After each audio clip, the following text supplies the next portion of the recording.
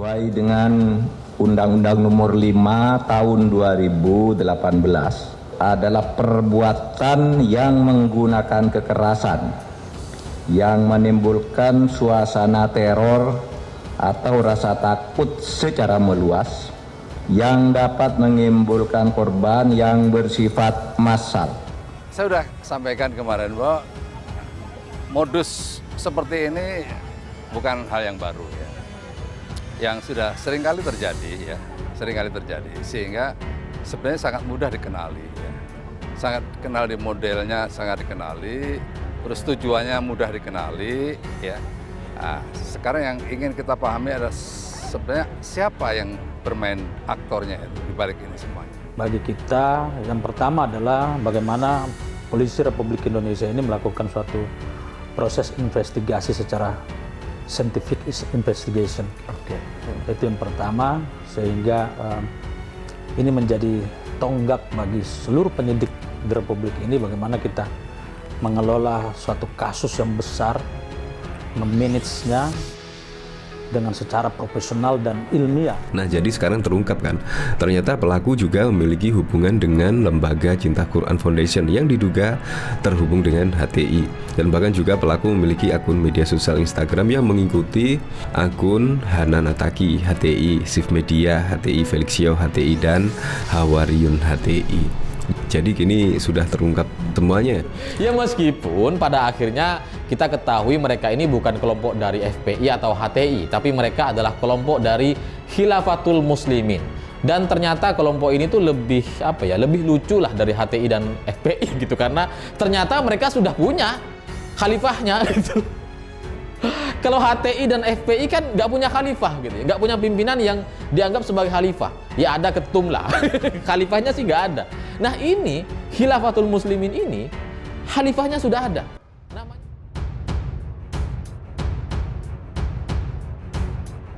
6 fakta usai Densus ambil alih kasus Siti Elina mau terobos istana. Polisi telah menetapkan Siti Elina 24 tahun, wanita berpistol yang mencoba menerobos Istana Presiden Jakarta Pusat sebagai tersangka. Tak hanya itu, sang suami Bahrul Ulum dan guru Jamaluddin juga ditetapkan sebagai tersangka. Detik.com merangkum 6 fakta kasus ini usai ditangani oleh Densus 88 Anti Teror Polri. Berikut faktanya. 1. Siti Elina ambil pistol saat paman tidur. Pistol yang dibawa Siti Elina saat mencoba menerobos Istana Negara rupanya milik sang paman. Densus 88 Anti Teror Polri menyebut pistol jenis FN itu diambil saat pamannya tertidur. Aswin mengatakan paman Siti Elina yang merupakan mantan ABRI atau TNI sekarang bekerja sebagai petugas security. Paman Siti Elina menurut dia memiliki pistol untuk mendukung pekerjaannya sebagai security. 2. Tak terkait jaringan manapun.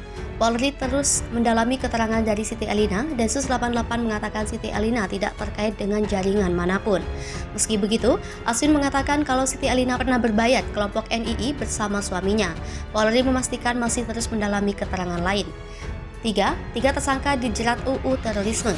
Siti Elina, Bahrul Ulum, dan Jamaluddin disangkakan pasal 7 Peraturan Pemerintah Pengganti Undang-Undang Nomor 1 Tahun 2002 tentang pemberantasan tindak pidana terorisme. Aswin mengatakan Densus 88 Polri akan terus menyelidiki kasus tersebut. Ada sejumlah hal yang terus didalami Densus 88 Polri. 4.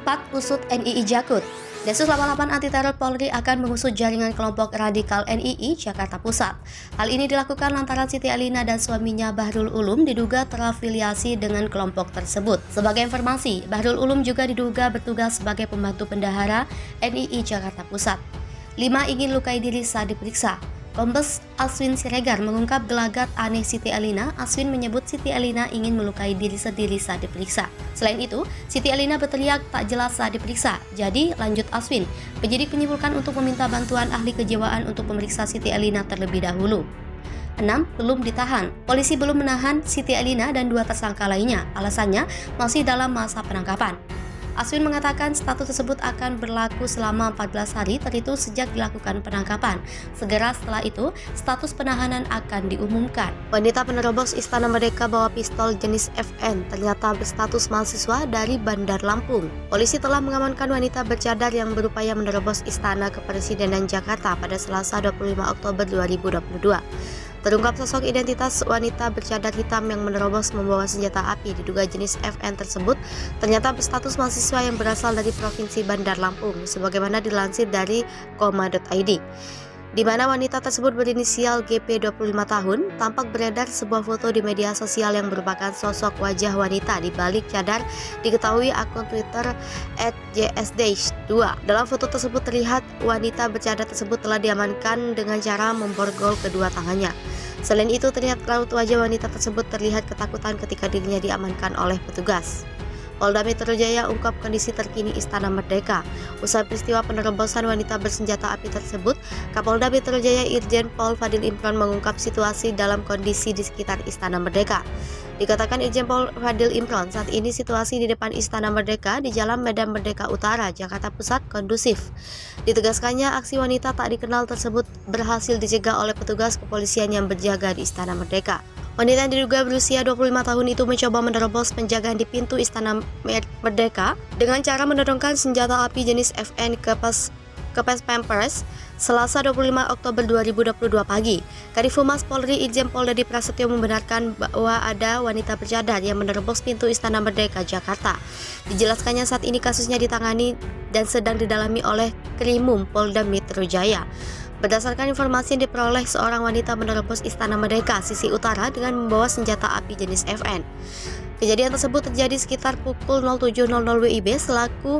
Pelaku belum diketahui identitasnya, diduga berusia 25 tahun. Terdapat 3 saksi yang mengetahui peristiwa itu, yakni Aibtu Hermawan, Bribda Yuda Triwibowo, dan Bribtu Krismanto dari Satgatur Polda Metro Jaya. Barang bukti yang diamankan dari pelaku yakni satu jenis senjata api jenis FN, satu tas hitam berisi kitab suci, dompet warna pink, dan satu unit ponsel.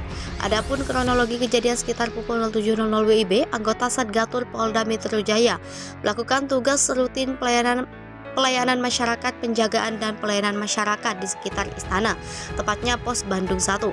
Kemudian ada seorang wanita berjalan kaki dari Harmoni menuju Jalan Medan Merdeka Utara.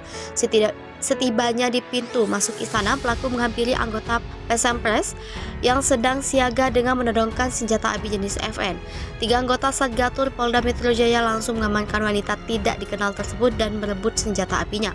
Wanita tersebut selanjutnya dibawa ke Polres Jakarta Pusat. Cerita para perempuan berpistol bikin geger di 2 objek vital negara. Sudah 2 kali objek vital negara digegerkan oleh 2 perempuan berpistol. Dari perempuan berpistol di Mabes Polri hingga yang terbaru perempuan berpistol di depan Istana Negara. Adapun geger perempuan berpistol di Mabes Polri ini terjadi pada tahun lalu. Perempuan itu muncul dengan pistol sekitar pukul 16.00 WIB di markas besar Polri, Jalan Trunojoyo, Jakarta Selatan, Rabu 31 Maret 2021. Perempuan itu menodongkan pistol. Belakangan diketahui ternyata itu airgun. Ia membawa map berwarna kuning. Tak berapa lama polisi langsung menembak perempuan itu. Perempuan itu pun langsung mati di tempat. Kapolri Jenderal Listio Sigit Prabowo saat itu menyebut pelaku penyerangan ke Mabes Polri, Zakiah Aini 25 tahun, adalah bagaimana dengan perempuan berpistol di depan Istana Negara. Perempuan berpistol di depan Istana Negara. Terbaru, perempuan berpistol kembali menggegerkan publik. Kali ini perempuan berpistol menodongkan pistol ke Pampers.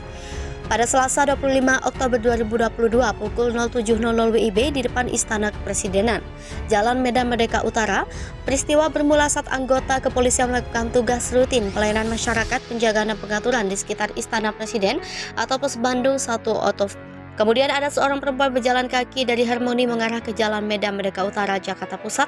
Saat di depan istana, perempuan dengan gerak-gerik mencurigakan itu berdiri di depan pos utama Pas Pampers.